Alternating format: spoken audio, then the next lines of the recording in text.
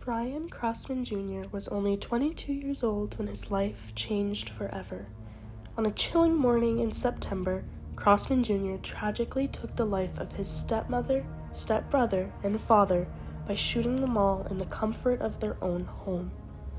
Around 4 a.m, Brian called the police, claiming that he had found his family dead before fleeing the scene. As police responded to the call, officers had found Brian at a nearby school covered in blood.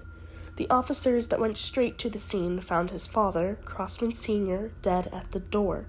Close by, a pistol on the floor. Brian had shot both his father and stepfather in the head and chest, with his stepmother being undressed. Brian had shot his stepbrother multiple times, implying that either he put up with a fight or Brian had problems with him and was targeting him. Crossman Jr. lived in Granville, Vermont, and was just visiting his family.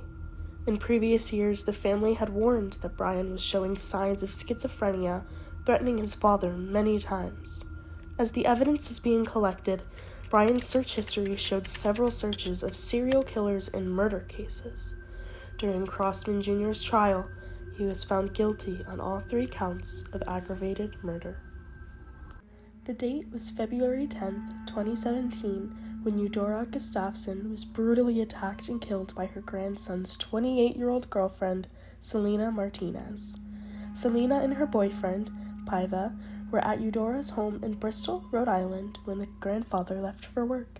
Eudora was relaxing on her couch when all of a sudden, Selena attacked her from behind in order to take her car keys.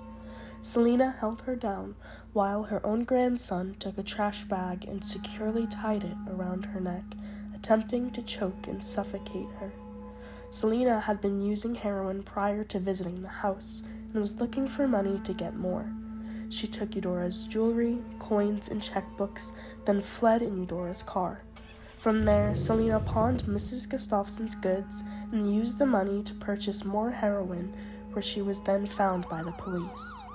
Selena Martinez was sentenced to a full 60-year sentence with 35 to serve, pleading guilty to 1 count of second-degree murder, 1 count of conspiracy to commit murder, 1 count of forgery, 4 counts of receiving stolen goods, and 1 count of obtaining property under false pretenses.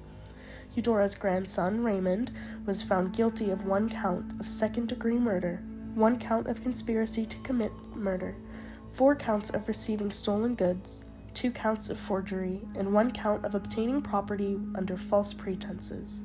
Raymond was sentenced to a full 60-year sentence, with 40 years to serve.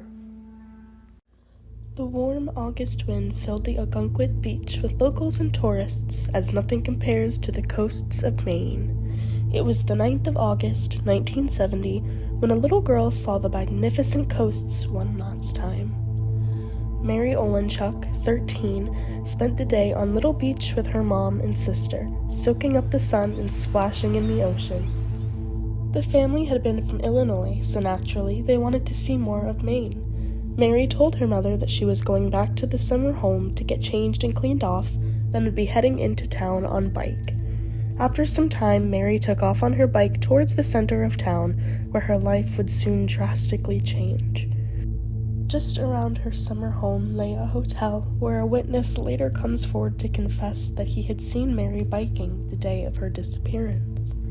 The witness reports that she was being followed by a maroon Chevy, the driver being young and Caucasian. The man had asked Mary for directions before luring her into his car.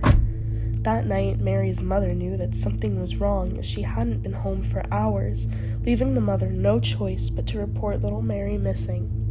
Just around 2 weeks after she was reported missing, her body was found on August 22nd. She had been dumped in a barn under a large heap of hay, a lobster rope tied tight around her neck.